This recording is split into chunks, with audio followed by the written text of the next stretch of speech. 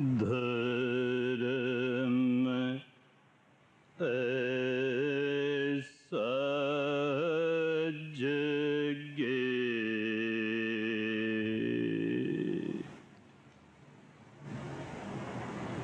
चित्त शुद्ध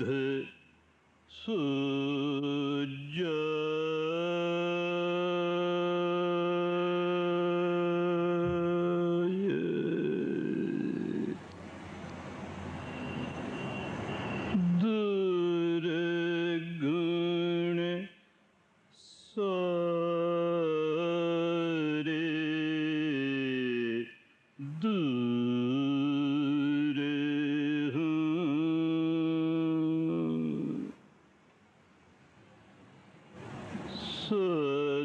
सद्गुण से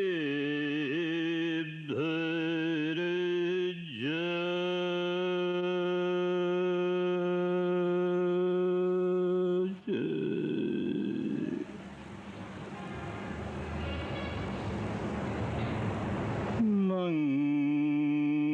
मंगल से भर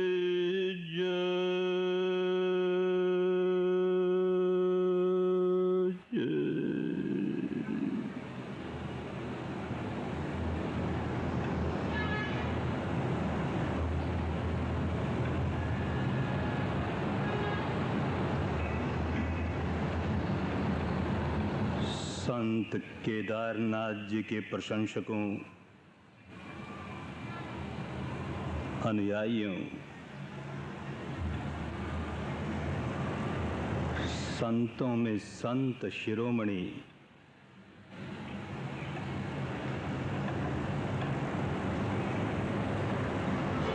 किसी संत की जन्म जयंती कैसे मनाएं, जन्म शताब्दी मनाने के लिए एकत्र हुए हैं, कैसे मनाएं। संत को प्रशंसा की भूख नहीं होती, प्रशस्ति की भूख नहीं होती। जो जीवन भर प्रसिद्धि से दूर भागता रहा, प्रशंसा प्रशस्ति से दूर भागता रहा, उसके चले जाने पर केवल उसका गुणगान करके रह जाएं, उसके जय जयकार बोल के रह जाएं, तो इससे बढ़कर निकम्मा काम और कोई नहीं होगा।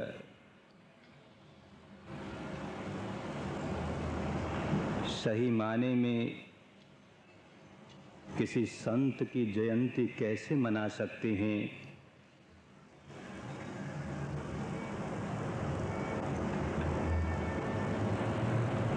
उनके जीवन के जो आदर्श थे, उसे जीवन में कैसे उतारें? सद्गुण जीवन में नहीं उतरते तो सद्गुणों की कोरी चर्चा हमारा कल्याण करने वाली नहीं है। चित्त शुद्ध नहीं होता और चित्त शुद्धि की प्रशंसा करना हमारा कल्याण करने वाला नहीं है। उस महान संत की सबसे बड़ी पूजा, सबसे बड़ा सम्मान यही हो सकता है कि उनके जीवन का आदर्श हमारे जीवन का आदर्श बन जाए, हम उनके आदर्श को अपने जीवन में उतारने का प्रयत्न तो शुरू कर दें।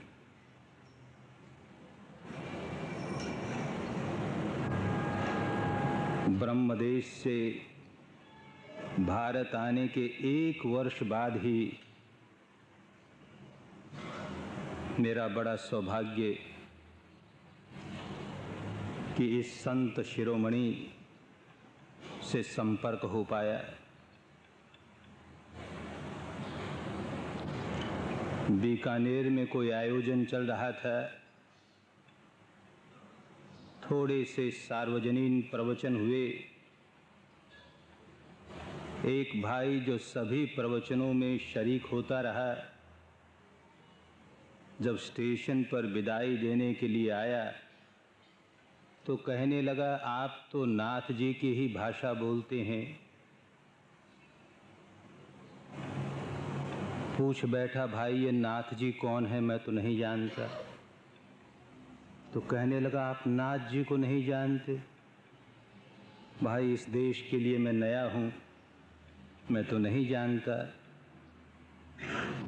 तो कहा, आपने उनकी पुस्तक नहीं पढ़ी, साधना और विवेक? मैंने कहा, भाई नहीं पढ़ी। तो फिर ये कैसी अद्भुत बात है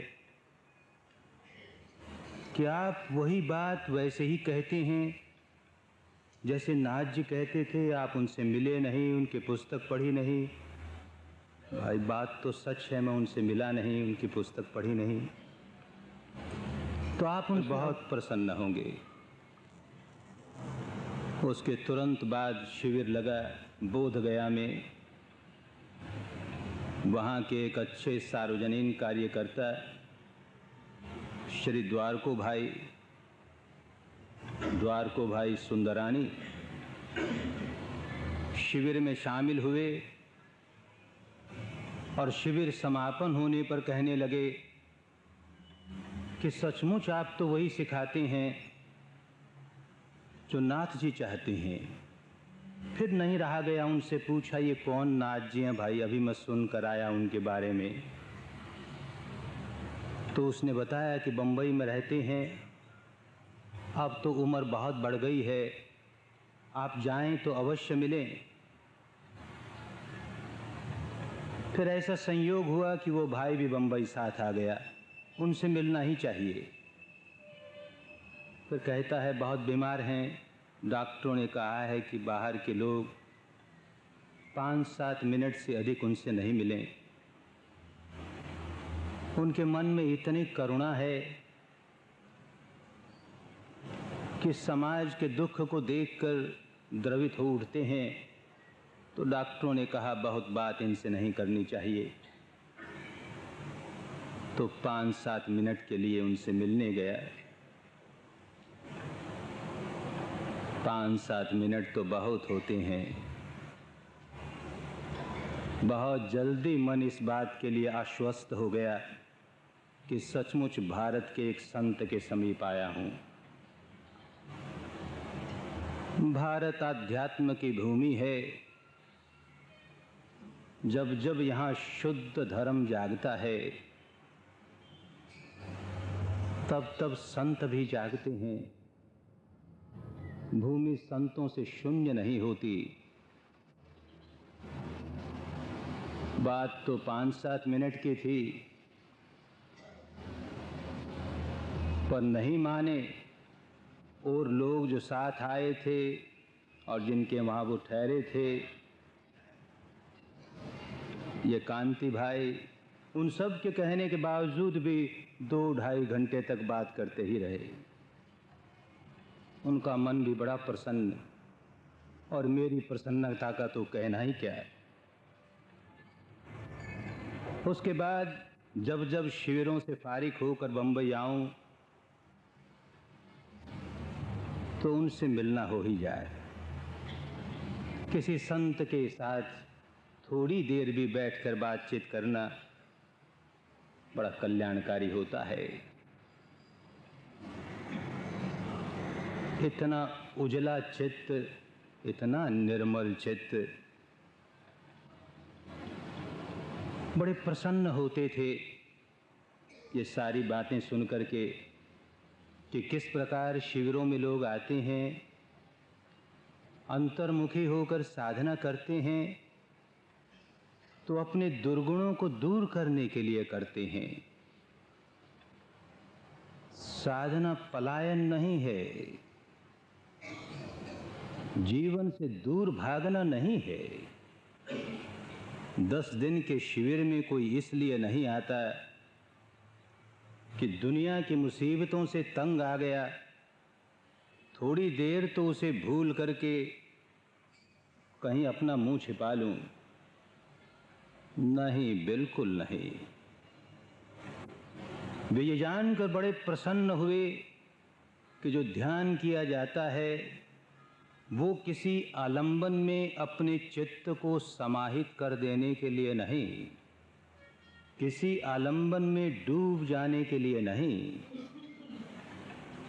ध्यान विवेक के साथ किया जाता है, समझदारी के साथ किया जाता है।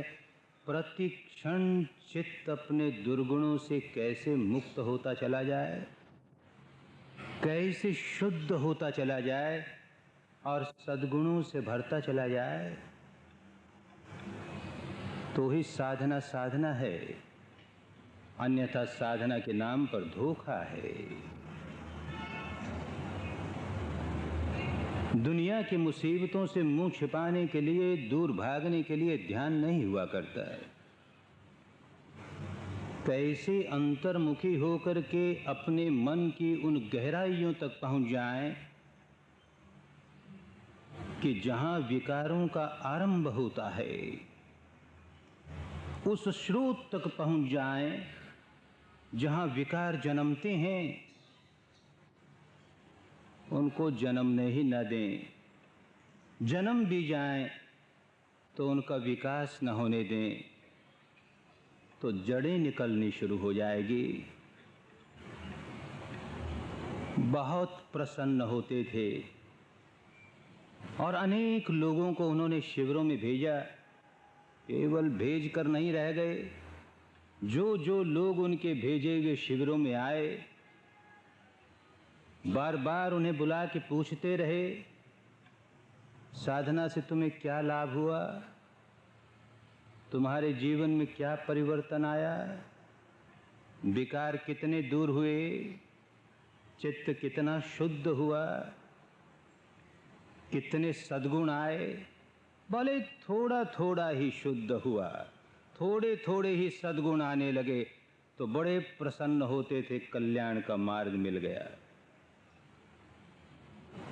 धर्म कोरे वाणी विलास के लिए नहीं होता, बुद्धि विलास के लिए नहीं होता। धर्म धारण करने के लिए होता है, तो ही धर्म होता है। और जो संत होता है वो धर्म धारण करने पर ही बल देता है। उसे बुद्धि विलास से कोई लेना देना नहीं, उसे वाणी विलास से कोई लेना देना नहीं। प्रत्यक्ष लाभ क्या हो रहा है, जीवन में धर्म उतर रहा है कि नहीं, चित्त शुद्ध हुआ है तो व्यवहार में बोलने ही लगेगा, बर्ताव में बोलने ही लगेगा। अगर व्यवहार में नहीं बोलने लगा, बर्ताव में नहीं बोलने लगा, तो धर्म के नाम पर कोई कर्म कांड किया, ध्यान के नाम पर कोई कर्म कांड पूरा किया, उससे कुछ मिलता मिलाता नहीं। बहुत सजग थे इस बात के लिए और यही देख देख के प्रसन्न होते थे कि सचमुच साधना करने वाला व्यक्ति विवेक के साथ करे, जीवन के कष्टों से, दुखों से पलायन करने के लिए नहीं करे, जीवन जगत से विमुख होने के लिए नहीं करे, आमुख होकर जीवन जीना है। जीवन की सारी कठिनाइयों के बावजूद, जीवन के सारे उतार चढ़ाव के बावजूद कैसे समता भरे चित्त से, शांत चित्त से ऐसा कोई काम न कर बैठे जिससे अन्य प्राणियों की हानि हो, अन्य प्राणियों के सुख शांति भंग हो और अपनी भी हानि हो जाए। जब जब अपने चित्त की समता खोकर कोई व्यक्ति शरीर और वाणी से ऐसा कर्म करता है जिससे अन्य प्राणियों के सुख शांति भंग होती है, अन्य प्राणियों का अहित होता है, तब तब अपना भी अहित करने लगता है। ये कुदरत का नियम है, ये रित है, ये विधान है। हम शरीर और वाणी से कोई ऐसा दुष्कर्म कर ही नहीं सकते जिससे अन्य प्राणियों की हानि हो। ऐसा कोई दुष्कर्म कर ही नहीं सकते जब तक कि चित्त पर विकार नहीं जगा लें। पहले चित्त पर विकार जागेंगे, क्रोध जागेगा, ईर्ष्या जागेगी, वासना जागेगी, भय जागेगा, दौर मनुष्य जागेगा, दुर्भावना जागेगी। तब शरीर या वाणी से कोई ऐसा काम करेंगे जो अन्य प्राणियों की हानि करेगा। और जैसे ही हमने अपने चित्त में दुर्भावना जगाई, दौर मनुष्य जगाया, द्वेष जगाया, क्रोध जगाया, वैसे ही भीतर व्याकुल होने लगे। बहुत व्याकुल हो उठता है आदमी जब अपने भीतर क्रोध जगाता है, द्वेष जगाता है, भय जगाता है, वासना जगाता है। कोई विकार जगा ले, अंतर मन के गहराइयों तक व्याकुल हो उठेगा। नहीं जानता, कभी अपनी ओर देखता ही नहीं, हमेशा बहिर्मुखी रहा। तो अपने भीतर अपनी कितनी हानि कर रहा हूं, इस बात को देख ही नहीं पाता। तो हानि पर हानि किए ही जाता है, हानि पर हानि किए ही जाता है। जब जब औरों की हानि करता है, अपनी हानि साथ साथ करने लगता है। बड़ा अहित करता है, बड़ा अमंगल करता है। साधना और विवेकपूर्ण साधना, समझदारी की साधना यही है कि न अपना अहित करे, न किसी अन्य का अहित करे। अपना भी मंगल सध जाए, औरों का भी मंगल सध जाए, तो जीवन जीना आ गया। जब जब हम विकारों से व्याकुल होते हैं, क्रोध जगाते हैं कि द्वेष जगाते हैं कि दुर्भावना जगाते हैं, भीतर से व्याकुल हो उठते हैं। जब जब हमारे भीतर इन विकारों की वजह से व्याकुलता जागती है, तब तब हम और लोगों को ये व्याकुलता बांटने लगते हैं। उस समय हमारे समीप जो आए उसी को व्याकुल कर देंगे, सारे वातावरण को व्याकुल कर देंगे। स्वयं भी व्याकुल रहते हैं, औरों को भी व्याकुलता ही बांटते हैं। स्वयं भी दुखी रहते हैं, औरों को भी दुख ही बांटते हैं। अरे तो जीना नहीं आया न अपने भीतर सुख शांति की अनुभूति की, न लोगों के लिए हमने जरा से भी सुख शांति का सृजन किया। सचमुच जीना नहीं आया। वो संत पुरुष जब जब इस बात को सुनते थे कि किस प्रकार साधना करने वाला अंतर्मुखी होकर के अपने विकारों को दूर करने का काम सीखता है, जब जब विकार जागते हैं, उन्हीं विकारों को साक्षी भाव से देखते उनसे मुक्ति पाता है। विकारों से मुक्ति हो जाए, चित्त शुद्ध हो जाए, तो कुछ करना कराना नहीं पड़ता। अपने स्वभाव से शुद्ध हुआ चित्त, निर्मल हुआ चित्त अनंत मैत्री से भर उठेगा, अनंत करुणा से भर उठेगा, अनंत मुदिता से भर उठेगा, अनंत उपेक्षा भाव, समता भाव से भर उठेगा, स्वभाव से भर उठेगा। चित्त निर्मल कैसे हो, शुद्ध कैसे हो? सारी साधना इसी बात के लिए कि चित्त शुद्ध कैसे हो। भूल गए लोग साधना को केवल चित्त एकाग्रता का एक साधन मान लिया। मेरा चित्त कैसे एकाग्र हो जाए, बड़ा वाचाल है, कैसे मौन हो जाए, बहुत भागता है, कैसे स्थिर हो जाए। अरे भाई, स्थिर हो भी गया और भीतर के विकार नहीं निकले तो तुझे क्या मिल गया रे? विकार तो भरे पड़े हैं ना। बुरे से बुरा काम करने वाला व्यक्ति भी अपने चित्त को स्थिर करके ही बुरा काम करता है। किसी की पॉकेट काटने वाला व्यक्ति बहुत सजग होकर चित्त को स्थिर करके किसी की पॉकेट काटता है, नहीं तो पकड़ा जाएगा ना। बड़ा सजग रहता है, मुक्त नहीं हुआ, न दुखों से मुक्त हुआ, न विकारों से मुक्त हुआ। चित्त की एकाग्रता साधना का अंतिम लक्ष्य नहीं है। साधना का अंतिम लक्ष्य चित्त को विकारों से विहीन कर लेना है, विमुक्त कर लेना है। अंतर्मुखी इसीलिए होना है कि कैसे अपने चित्त के विकारों को दूर कर लें। ऐसे समझदार संत पुरुष की जन्म जयंती,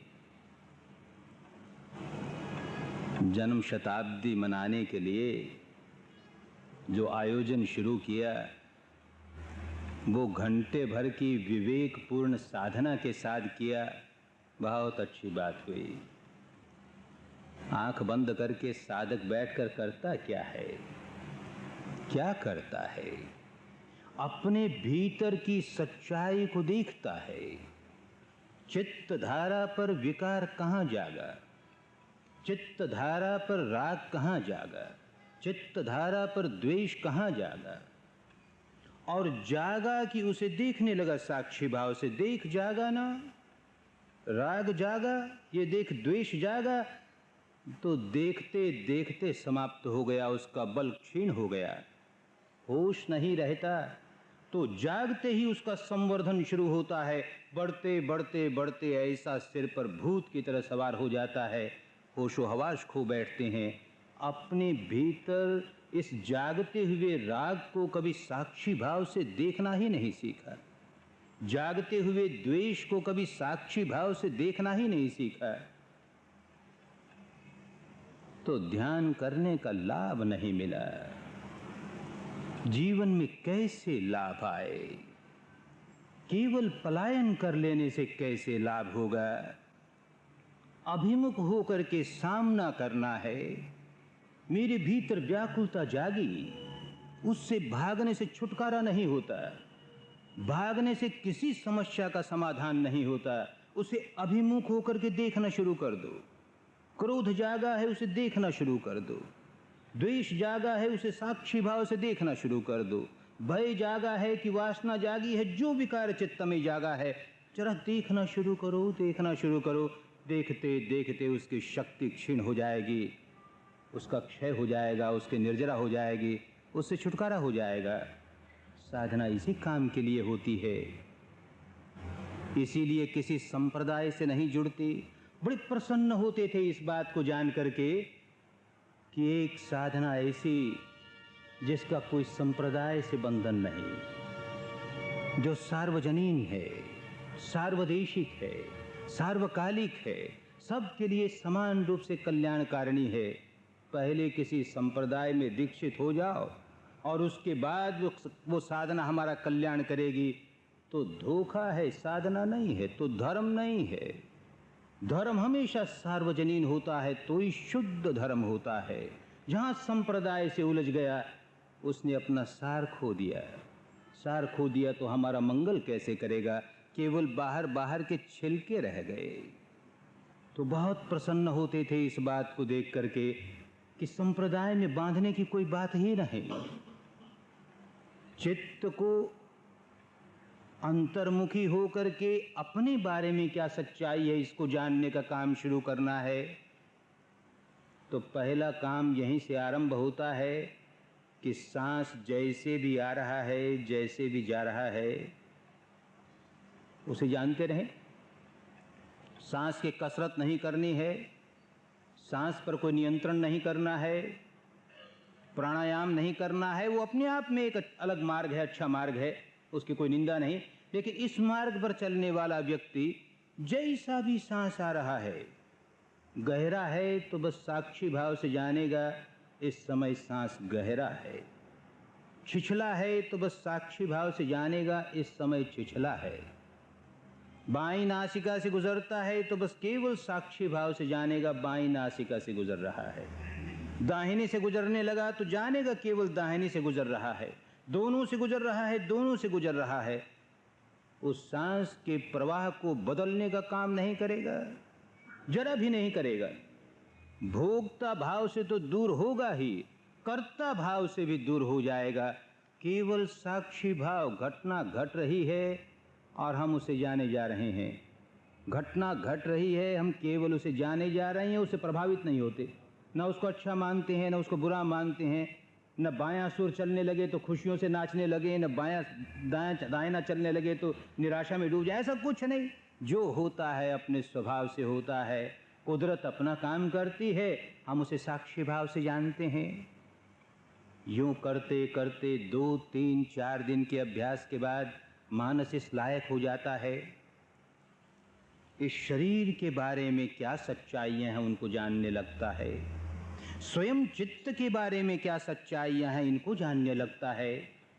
ये शरीर और चित्त की धाराएं कैसे परस्पर संयुक्त होकर के जीवन धारा को प्रवाहित करती है, इस सारे प्रपंच को जानने लगता है। चित्त पर कैसे विकार जागता है, इसे जानने लगता है। चित्त पर जागा हुआ विकार हमारे शरीर को किस प्रकार प्रभावित करता है, इसे जानने लगता है। और जानकर समता में रहना सीखता है। शरीर पर प्रभाव आया हमारे विकार का, लेकिन हम उसे साक्षी भाव से देखते रह गए तो प्रभाव क्षीण हो गया, सिर पर सवार नहीं हुआ। बस इतना ही तो काम है। इसका किस बात ही नहीं समझ में आती, जरा भी नहीं समझ में आती। जब तक अनुभूति पर सत्य नहीं उतरता तब तक केवल बुद्धि के स्तर पर उतरने वाला नहीं। इसी बात से उन्हें मोद होता था कि देखो सत्य को अनुभूति पर उतारने की बात हो रही है, कोरे वाणी विलास की बात नहीं है, कोरे बुद्धि विलास की बात नहीं है, कोरे भक्ति भावावेश की बात नहीं है। अपने अनुभूतियों पर जानो और तब मानो। जो सत्य अनुभूति पर नहीं उतरा उसको केवल मान करके हमने केवल अहम जगाया। मेरे जैसा ज्ञानी कौन, सब जान गया, मैं धर्म की बात सारी जान गया। अरे क्या जान गया भाई, तेरी अनुभूति पर तो सत्य जरा भी नहीं उतरा। मान रहा है, केवल जाना नहीं है। और मानने और जानने में तो जमीन आसमान का अंतर होता है। सच्चाई जब अनुभूति पर उतरने लगे तो ही वो सच्चाई है, अन्यथा सच्चाई नहीं है। जहाँ सच्चाई को अनुभूतियों के स्तर पर देखना शुरू किया कि नए विकार जागने नहीं पाएंगे, पुराना जो संग्रह कर रखा है अपने आप दूर होता चला जाएगा, अपने आप दूर होता चला जाएगा। ये कुदरत का नियम है, किसी एक संप्रदाय का नहीं, किसी एक जाति का नहीं। काम करना होता है, बिना काम किए कुछ नहीं होता। इस सारी बातों को केवल चिंतन मनन करके ही रह जाएं, ऐसी बातों का पाठ ही करके रह जाएं, कुछ मिलने वाला नहीं। बहुत कट्टर हिंदू सनातनी घर में जन्मा, बचपन से ही गीता का पाठ करते आया। सभी करते होंगे, जो जो ऐसे परिवारों में, ऐसे समाज में जन्मे हैं। मैं भी करता रहा, बरसों करता रहा। बात समझ में आई नहीं, क्या पाठ कर रहा हूँ। अंतर्मुखी हो के सच्चाई को देखने लगा, सारी बात समझ में आने लगी। अरे कोरे शब्दों में क्या पड़ा है, अनुभूति पर उतरे बिना बात नहीं समझ में आती। गीता का एक श्लोक बार बार जिसका पाठ करते थे, उत्क्रामन्तं स्थितं वापि भुञ्जानं वा गुणान्वितं विमूढा नानुपश्यन्ति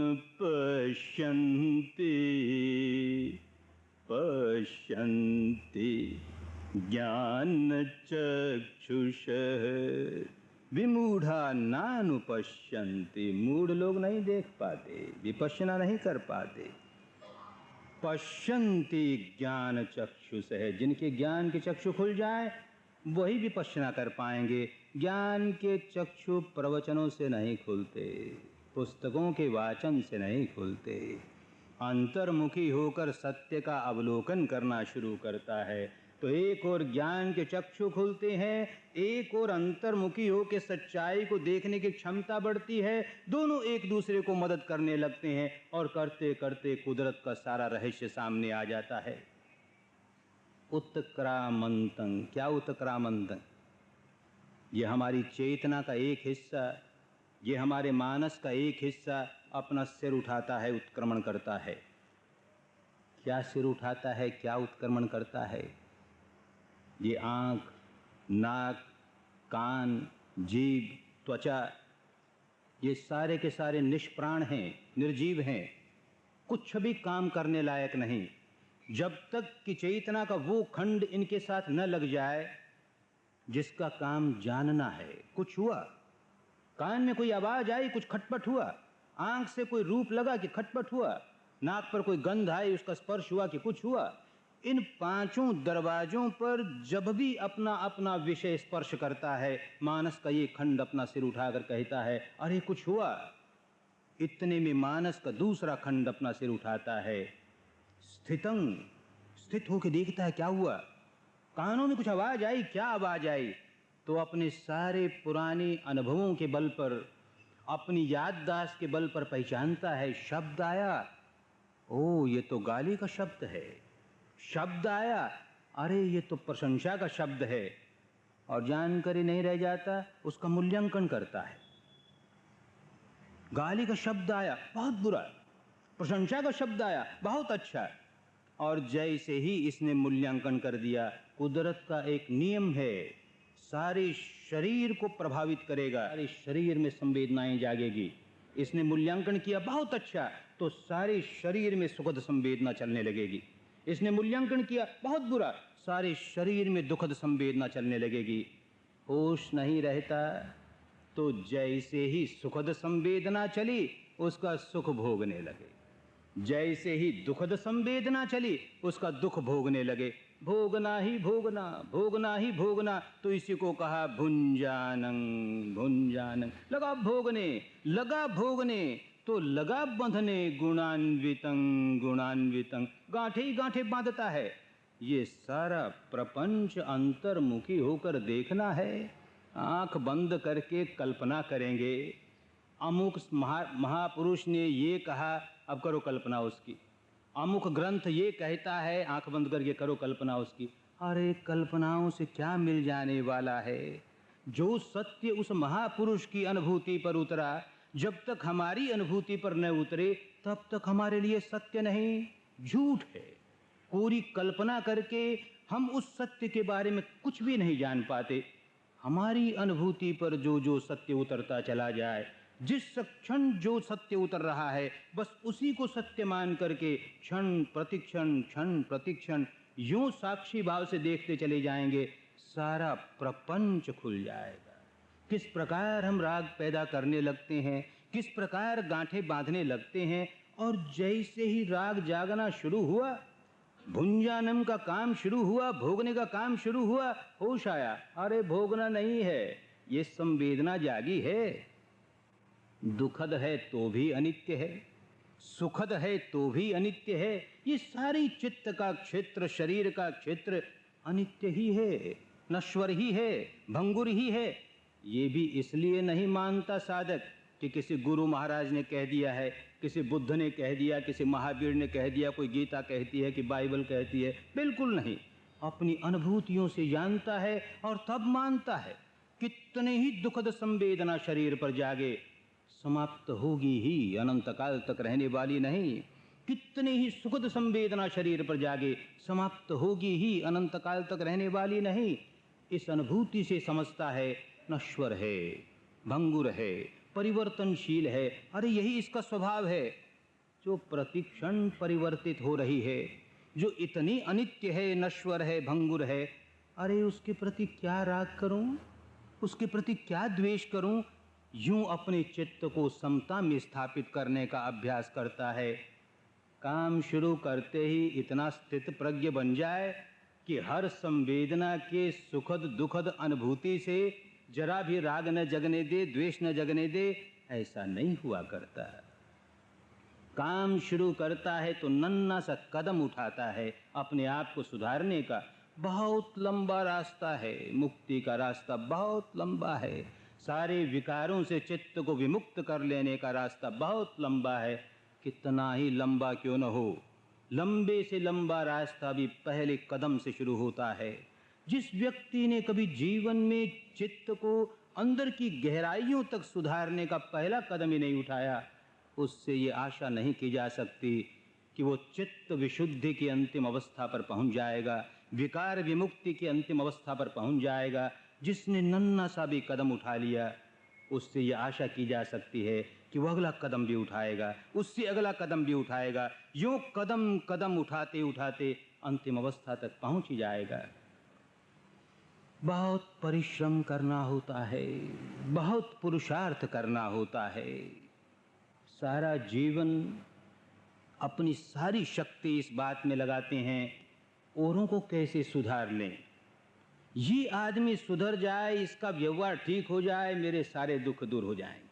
मैं दुखी इसीलिए हूं कि मेरा पति ऐसा व्यवहार करता है, पत्नी ऐसा व्यवहार करती है, या पिता या माता या पुत्र या पुत्री या मित्र, वो कैसे बदल जाएं, ये बाहर का सारा वातावरण कैसे बदल जाए, मेरे मनोनुकूल हो जाए, फिर बिल्कुल ठीक होगा। अरे बावला हो गया, अपने आप को अपने भीतर से सुधारने का काम नहीं करता। ये मनुष्य का सा अनमोल जीवन इस बात में लगाता है कि बाहर कैसे लोगों को सुधार लूं, शक्ति क्षय करता है। जिस दिन ये बात समझ में आ जाएगी, मुझे अपने आप को सुधारना है, अंतर्मुखी हो करके अपना रोग दूर करना है। स्वयं रोगी हूं और दूसरों के रोग को दूर करने का प्रयास करता हूं। स्वयं अंधा हूं और दूसरों को रास्ता दिखाने का काम करना चाहता हूं। स्वयं लंगड़ा हूं, दूसरे लंगड़े को सहारा देने का काम किया चाहता हूं। बावला हो गया, कैसे होगा रे? अपने आप को सुधारना है। धर्म तभी धर्म है जब हम उसे धारण करने लग जाएं, फिर देखेंगे कैसे प्रभाव पड़ने लगा। जैसे हमारी दुष्प्रवृत्तियों का प्रभाव सारे वातावरण पर पड़ता है, हमारे विकारों का प्रभाव सारे वातावरण पर पड़ता है, वैसे ही चित्त निर्मल हो जाए तो हमारी इस सुख शांति का प्रभाव चारों ओर पड़ने लगेगा, हमारी सद्भावनाओं का प्रभाव चारों ओर पड़ने लगेगा, औरों की सुख शांति के हम कारण बन जाएंगे। अपने आप को सुधारने का काम करना है और लंबा काम है, काफ़ी समय लगता है। एक बार जब अनेक बार उनसे मिलने जाता था, तो एक बार ऐसा हुआ, एक अन्य मित्र, अच्छे मित्र ऋषभदास जी रांका, उनके अच्छे शिष्य थे, बहुत बार वहाँ मिल जाया करते थे, अनेक शिविरों में भी शामिल हुए और विपश्यना की महत्ता को समझते थे। एक दिन उनके पास बैठे बैठे प्रश्न कर लिया, गोइनका जी, ये तो बहुत बड़ा काम है, सारा समाज दूषित है, सारा शासन दूषित है, सारा व्यवसाय दूषित है, चारों ओर भ्रष्टाचार है, कैसे सुधरेगा, कितना समय लग जाएगा? बात तो ठीक है भाई, कितना समय लग जाएगा मैं भी समझता हूं, पर क्या किया जाए, और कोई चारा हमें नजर आता नहीं। सारा जंगल सूख गया, पीला पड़ गया। हम चाहते हैं सारा जंगल लहलहाने लगे, हमारे चाहने से तो नहीं हो जाता ना। एक एक पेड़ की जड़ में पानी देना होगा, एक एक पेड़ लहलहाने लगेगा तो सारा जंगल लहलहाएगा। एक एक पेड़ की जड़ में पानी जाए नहीं और हम समझें कि सारा जंगल लहलहा उठे, सारा समाज सुधर जाए, अरे भाई होने वाला नहीं। ऊपर ऊपर से भले प्रवचन दे करके, ऊपर ऊपर से भले भावावेश जगा करके थोड़ी देर के लिए लोगों में कोई सुधार करने का काम हो जाए, फिर वैसे के वैसे हो जाएंगे। जब तक अंतर मन की गहराइयों से विकार निकालना नहीं आया, समय लगे लगे। तो रांका जी कहने लगे कि इस साधना से देखता हूं एक एक व्यक्ति के सुधरने का काम होता तो है, पर गोइनका जी बहुत कम होता है ना। 100 आदमी आपके पास आते होंगे, उसमें से 10-20 ही तो नियमित साधना करते हैं, उसे जीवन में उतारने का काम करते हैं, बाकी तो भूल भाल जाते हैं ना। भाई बात तो सत्य है, पर क्योंकि लोग भूल भाल जाते हैं, उसे जीवन में उतारने का काम नहीं करते, तो इसलिए बताओ जितना काम हो रहा है उसे बंद कैसे कर दें। बहुत खुश हुए नाथ जी, बड़े प्रसन्न हुए, कहने लगे, उनको समझाने लगे रांका जी, बादल बरसता है ना, उसका काम केवल बरसना है। वो नहीं देखता है कि मैंने जो जल की वर्षा की उससे कहाँ किसको कितना लाभ हुआ। हो सकता है बहुत सा जल किसी ऐसी चट्टानी धरती पर गिरे कि उसका कोई फल ही नहीं आए। हो सकता है उसके जल का कुछ हिस्सा ऐसी जगह पड़े जहाँ पेड़ उगे। पेड़ उगे तो सारे पेड़ उग करके बढ़ नहीं पाते, कोई मुरझा भी जाएगा। पेड़ उगकर तैयार भी हुए तो सभी पेड़ों में मिंजर आती नहीं। आ भी गई तो कहते हैं सभी मिंजरों में तो फूल आते नहीं, फल आते नहीं। आ भी गए तो कितने झड़ जाते हैं, थोड़े से ही तो फल पकते हैं। इसके लिए बादल बरसना थोड़ा ही बंद कर देगा। बरसो, खूब बरसो। अरे थोड़े से लोगों का ही कल्याण होता है, कल्याण तो होता है ना। बहुत कठिन काम है, अपने अनुभव से भी जानता हूँ, बहुत कठिन काम है। फिर नाथ जी की ही वाणी याद आती है। वाणी तो पुरानी है, कबीर जी की वाणी है, पर बार बार नाथ जी दोहराया करते थे, मन बड़ा प्रसन्न होता था उनकी बात सुन करके।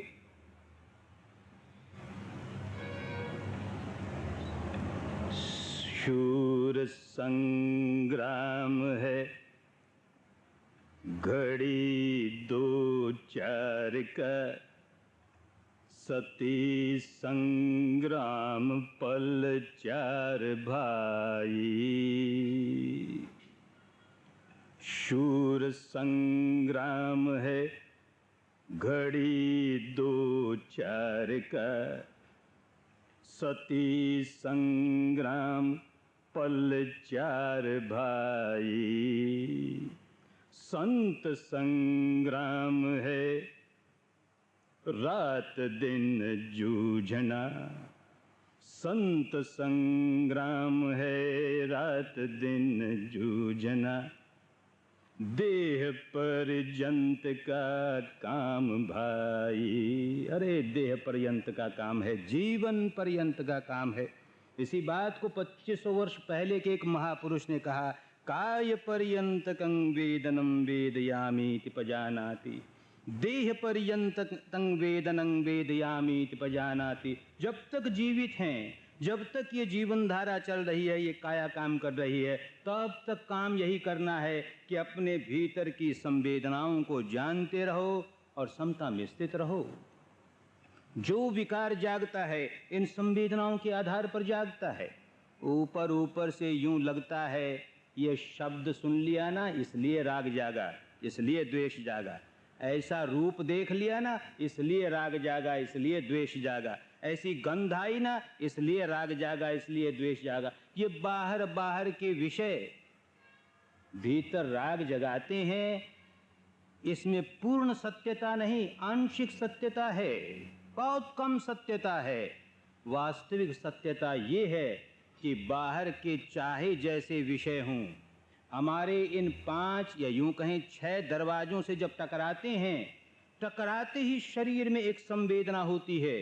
उसका मूल्यांकन होने पर सुखद होती है या दुखद होती है, उसके बाद राग जागता है, उसके बाद द्वेष जागता है। पर यह घटना इतनी शीघ्र गति से हो जाती है, हमें होश ही नहीं रहता। हम समझते हैं राग जागा है बाहर के किसी विषय को लेकर, द्वेष जागा है बाहर के किसी विषय को लेकर के। ये बीच की कड़ी भूल बैठे, शरीर पर होने वाली संवेदनाओं की कड़ी को भूल बैठे तो राग को ऊपर ऊपर से दूर करने का ही काम करते रहे, द्वेष को ऊपर ऊपर से ही दूर करने का काम करते रहे, विकारों को ऊपर ऊपर से ही मिटाने का काम करते रहे, जड़ों तक पहुंचे ही नहीं। हम उसे केवल याद करके नहीं रह जाएं, सचमुच उसे जीवन में उतारने का काम शुरू कर दें।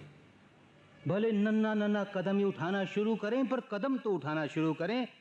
केवल प्रवचन ही सुन करके चले जाएं, केवल श्रद्धा के मारे सिर झुका के चले जाएं। केदारनाथ जी इतने बड़े संत थे, इतने बड़े संत थे, उससे केदारनाथ जी का कल्याण हुआ, मेरा कहाँ कल्याण हुआ?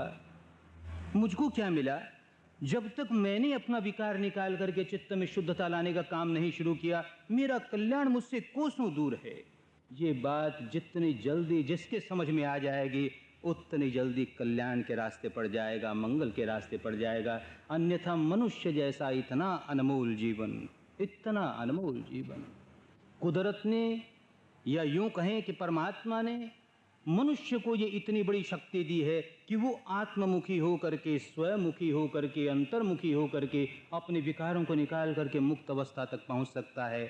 ये काम कोई पशु नहीं कर सकता, ये काम कोई पक्षी नहीं कर सकता, ये काम कोई सरीसृप नहीं कर सकता, ये काम कोई कीट पतंग नहीं कर सकता, ये काम कोई प्रेत प्राणी नहीं कर सकता। मानव को इतनी बड़ी संपदा दी है प्रकृति ने, और इस संपदा का हम उपयोग तक नहीं करें।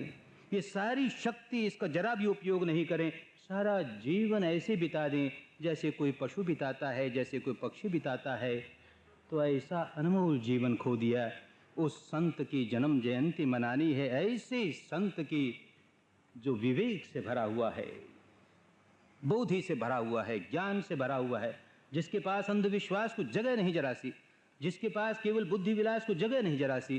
जीवन में धर्म उतरता है कि नहीं, सारे जीवन का आदर्श जिस व्यक्ति का यही था, उसकी अगर हम जन्म जयंती मनाएं तो सही माने में तभी मना पाएंगे जब सचमुच अंतर्मुखी होकर अपनी चित्त को शुद्ध करने का काम शुरू करें, चित्त को शुद्ध करने का काम शुरू करें, उसे सद्गुणों से भरने का काम शुरू करें, चित्त को शुद्ध करने का काम करें और उसे सद्गुणों से भरने का काम शुरू करें।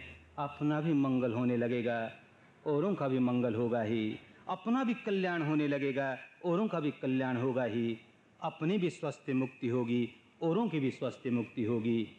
आत्ममंगल में सर्वमंगल समाया हुआ, आत्मोदय में सर्वोदय समाया हुआ। अपना ही मंगल नहीं कर पाएंगे तो औरों का मंगल कैसे करेंगे? इसलिए धर्म जीवन में उतरे, अंतर्मुखी होके विकारों से मुक्ति पाएं और सही माने में अपना मंगल साध लें, सही माने में अपना कल्याण साध लें, सही माने में अपनी स्वस्थ मुक्ति साध लें और औरों के कल्याण का, मंगल का, स्वस्थ मुक्ति का कारण बन जाएं। सबका मंगल हो, सबका कल्याण हो, सबकी स्वस्थ मुक्ति हो, सबकी स्वस्थ मुक्ति।